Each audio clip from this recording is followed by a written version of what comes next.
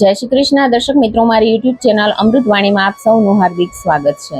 આજે આપણે આ વિડીયોમાં સાંભળીશું પુરુષોત્તમ ભગવાનનો માસ, પવિત્ર માસ જેને આપણે પુરુષોત્તમ માસ કહીએ છીએ। જે માસમાં આપણે દરરોજ પુરુષોત્તમ માસનો એક અધ્યાય અને એક વાર્તા સાંભળીશું। જો આપને મારો વિડીયો પસંદ આવે તો ચેનલને લાઇક, શેર અને સબસ્ક્રાઇબ કરો, જેથી નવા આવનારા વિડીયોના નોટિફિકેશન તમને મળતા રહે અને મારા વિડીયો આપ સુધી તુરંત પહોંચી શકે। બોલો શ્રી પુરુષોત્તમ ભગવાનની જય। बोलो श्री विष्णु भगवान जय। बोलिए श्री विष्णु भगवान जय। अतः श्री पुरुषोत्तम मास कथा अध्याय 4 मलमासनी दुखद कथा।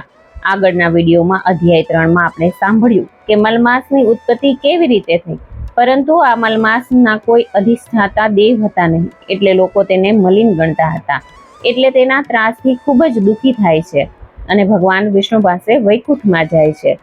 આવો હવે આપણે સાંભળીએ મલમાસની દુઃખદ કથા। સૂત પુરાણી બોલ્યા કે હે મુનિ શ્રેષ્ઠો, અધિક માસને આશ્વાસન આપતા શ્રી વિષ્ણુ ભગવાન બોલ્યા કે મારા ધામમાં રુદન હોય નહીં, અહીં આવનારના બધા દુઃખ દર્દ દૂર થઈ જાય છે। પછી દુઃખ, અપમાન અને તિરસ્કારને લીધે મલમાસનું જીવન ઝેર જેવું બની ગયું હતું।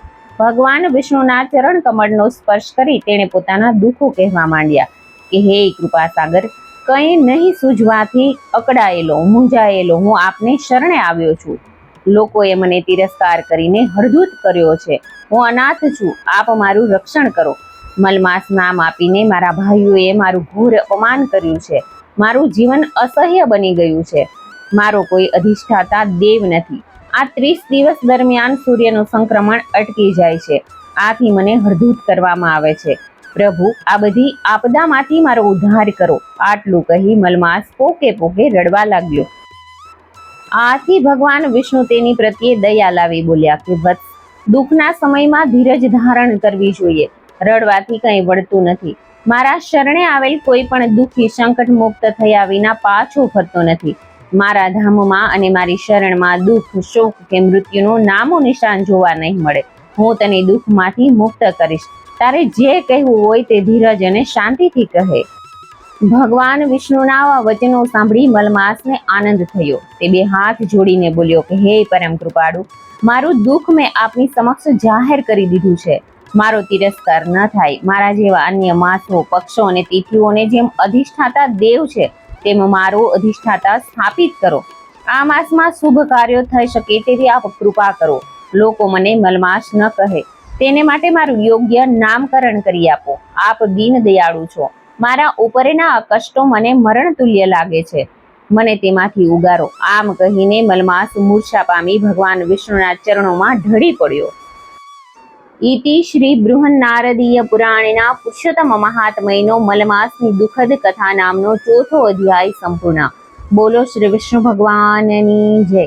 બોલો શ્રી પુરુષોત્તમ ભગવાનની જય। હવે આપણે તેની વાર્તા સાંભળીશું। તાવડી તપેલીની વાર્તા। કંચનપુર નામની એક નગરી, ત્યાં એક બ્રાહ્મણ બ્રાહ્મણી રહે, બંને ભારે ધર્મિષ્ઠ અને દયાળુ। પારકાના દુઃખી થાય એવા મન, કર્મ, વચનથી કોઈનું બુર ન ઈચ્છે એવા। સંતાનમાં 4 દીકરીને 2 દીકરા। દીકરીઓ મોટી થઈને સાસરે ચાલી ગઈ, રહ્યા પાછળ 2 દીકરા અને બ્રાહ્મણ બ્રાહ્મણી। બ્રાહ્મણીની ઉંમર થઈ ગયેલી અને ઘરકામ થાય નહીં। દીકરા નાના હતા એટલે વહુ પણ લવાય તેમ ન હતું। પવિત્ર પુરુષોત્તમ માસ શરૂ થવાને 1 દિવસની વાર હતી, ત્યારે બ્રાહ્મણી વલોપાત કરવા લાગી, અરે રે, કાલથી પવિત્ર અમૃત માસ શરૂ થાય છે, રાંધવા ચીંધવાની કડાકૂટમાં ભક્તિ પણ થતી નથી, કથા વાર્તામાં જવાતું નથી। હે પ્રભુ, મારા માથે આ ચૂલો ન હોત તો હું સવારથી સાંજ સુધી ભક્તિ કરત। ભગવાને બ્રાહ્મણીની આજીજી સાંભળી, રોજ રાતે સપનામાં દર્શન દઈને કહ્યું કે કાલથી તારે રાંધવાની કડાકૂટ નહીં કરવી પડે।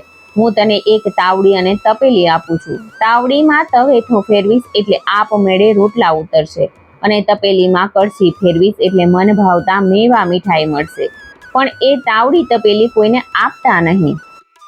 સવારે બ્રાહ્મણ બ્રાહ્મણીએ રસોડામાં રૂપાની તાવડીને સોનાની તપેલી જોઈ, બંને રાજીના રેડ થઈ ગયા। નિરાતે સ્નાન ધ્યાન કર્યા, વાર્તા સાંભળી દેવદર્શન કર્યા। બપોરે ઘેર આવીને તાવડીમાં તવેથો ફેરવ્યો તો રોટલા ઉતરવા માંડ્યા, તપેલીમાં કળશી ફેરવી તો મેવા મીઠાઈ તૈયાર થઈ ગયા। બધાએ ધરાઈને ખાધું અને પ્રભુ ભક્તિ કરવા લાગ્યા। હવે તો બ્રાહ્મણી ઘણી ખુશ છે, માથેથી ચૂલો ગયો. એ તો સવારથી સાંજ સુધી ભક્તિ કરવા લાગી. છોકરા વિચારે છે કે માં રાંધે છે ક્યારે, નથી ચૂલો સળગાવતી કે નથી લોટ બાંધતી, વળી રોજ મેવા મીઠાઈ ક્યાંથી આવે છે. એક દિવસ છોકરાએ છુપાઈને બધું જોયું. છોકરા તો આભા બની ગયા. એમણે તો આ વાત પોતાના મિત્રોને જણાવી. બસ પછી તો 2-4 દિવસમાં આખું ગામ તાવડી તપેલીની વાત જાણી ગયું. ઉડતી ઉડતી વાત રાજા રાણીના કાને પહોંચી. રાણીએ તો તરત જ હઠ લીધી, એ તાવડી તપેલી મંગાવો તો જ હું જમીશ, નહીતર નહીં જમું. રાજાએ પ્રધાનને આદેશ આપી દીધો કે મોં માગી કિંમત આપીને આ બંને વસ્તુ લઈ આવો.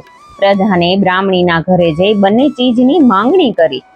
ત્યારે બ્રાહ્મણ બોલ્યા કે માથું માગો તો આપી દઉં, પણ આ બંને ચીજો પ્રભુની પ્રસાદી છે, એ તો અપાય નહીં. પ્રધાને જઈને રાજાને વાત કરી. રાજા તો રોષે ભરાયો. તરત સેનાપતિને બોલાવીને કહ્યું કે ન માને તો પરાણે લઈ આવો. સેનાપતિ ઉઘાડી તલવારે ગયો બ્રાહ્મણના ઘેર. બ્રાહ્મણે તેને ઘણો વાર્યો, પણ સેનાપતિ તો સીધો જ રસોડામાં ગયો. તપેલીને હાથ અડાડતા જ એ ચોંટી ગયો. ન હાલે કે ન ચાલે, લાગ્યો બૂમાબૂમ કરવા. લોકો થઈ ગયા ભેગા. તમાશાને તેડું ન હોય, સિપાહીઓ દોડતા રાજા પાસે આવ્યા. રાજા તો વાત સાંભળીને ખડખડાટ હસ્યો. આ તો કહેતા ભી દીવાના અને સુનતા ભી દીવાના. રાજા તો અભિમાનથી છાતી ફુલાવતો આવ્યો બ્રાહ્મણના ઘેર. તપેલીને અડ્યો ત્યાં તો એ પણ ચોંટી ગયો. આ જોઈને રાણી બધું સમજી ગઈ અને હાથ જોડીને બ્રાહ્મણ બ્રાહ્મણીની માફી માંગવા લાગી. બ્રાહ્મણ બ્રાહ્મણી બિચારા શું કરે, એ તો પ્રભુને યાદ કરવા લાગ્યા. એ વખતે આકાશવાણી થઈ કે હે રાજન, તે રાજા થઈને પ્રજાની ચીજ ઉપર દાનત બગાડી, એની આ સજા છે. આમાંથી છૂટું હોય તો અત્યારે જ મારા ભક્તને સહસ્ત્ર સોના મહોર દાનમાં આપ. રાણીએ તરત સોના મહોર મંગાવીને બ્રાહ્મણને દાનમાં આપી. ત્યારે રાજા અને સેનાપતિ મુક્ત થયા. સર્વત્ર પુરુષોત્તમ પ્રભુનો જય જયકાર થવા લાગ્યો. પુરુષોત્તમને ભજે જે પ્રેમથી તેના કષ્ટ દૂર થાય. પ્રારબ્ધ આડે ખસે પાંદડું, ભાગ્ય ભરપૂર થાય. હે પુરુષોત્તમ પ્રભુ, તમે જેવા બ્રાહ્મણ બ્રાહ્મણીને ફળ્યા તેવા સર્વને ફળજો. બોલે શ્રી પુરુષોત્તમ ભગવાનની જય. બોલે શ્રી વિષ્ણુ ભગવાનની જય. આમ જ આપણે રોજ એક અધ્યાય અને એક વાર્તા સાંભળીશું. જો આપને મારો વિડીયો પસંદ આવ્યો હોય તો ચેનલને લાઈક, શેર અને સબસ્ક્રાઇબ કરો. મને સાંભળવા માટે ધન્યવાદ.